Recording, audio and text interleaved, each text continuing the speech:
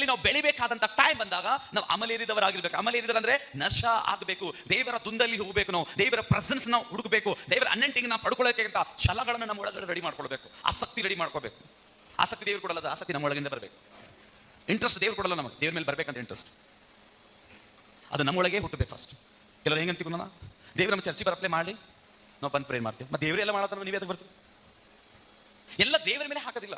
ಕೆಲ ಆಶೀರ್ವಾದಗಳನ್ನು ನಾವು ಹಕ್ಕದಾರ ತಗೋಬೇಕಾಗ್ತದೆ, ಕೆಲ ಆಶೀರ್ವಾದಗಳನ್ನು ಹುಡುಕಿ ತಗೋಬೇಕಾಗ್ತದೆ, ಕೆಲ ಆಶೀರ್ವಾದ ಕಿತ್ಕೊಂಡು ತಗೋಬೇಕಾಗ್ತದೆ, ಕೆಲ ಆಶೀರ್ವಾದದ ಬೇಡಿ ತಗೋಬೇಕಾಗ್ತದೆ, ಕೆಲ ಆಶೀರ್ವಾದಗಳು ಕಣ್ಣೀರಿಂದ ತಗೋಬೇಕಾಗ್ತದೆ, ಕೆಲ ಆಶೀರ್ವಾದಗಳು ಉಪವಾಸದಿಂದ ತಗೋಬೇಕಾಗ್ತದೆ, ಕೆಲ ಆಶೀರ್ವಾದಗಳು ಏಕಾಂತ ಕುಂತಿ ತಗೋಬೇಕಾಗ್ತದೆ, ಕೆಲ ಆಶೀರ್ವಾದಗಳು ನಾವು ನಿಯತ್ತಾಗಿದ್ದು ತಗೋಬೇಕಾಗ್ತದೆ, ಕೆಲ ಆಶೀರ್ವಾದಗಳನ್ನು ನಾವು ದೇವರ ದೃಷ್ಟಿಗೆ ಯೋಗ್ಯರಾಗಿದ್ದಾಗ ಮಾತ್ರ ಆಶೀರ್ವಾದಗಳು ತಗೋಬೇಕಾಗ್ತದೆ. ಆಶೀರ್ವಾದ ಬರಬೇಕಾದ್ರೆ ಒಂದೇ ಆಂಗಲ್ ಬರಲ್ಲ, ಅದಕ್ಕೆ ಭಾಳ ರೂಟದವ್ರಿ, ಭಾಳ ರೂಟದ.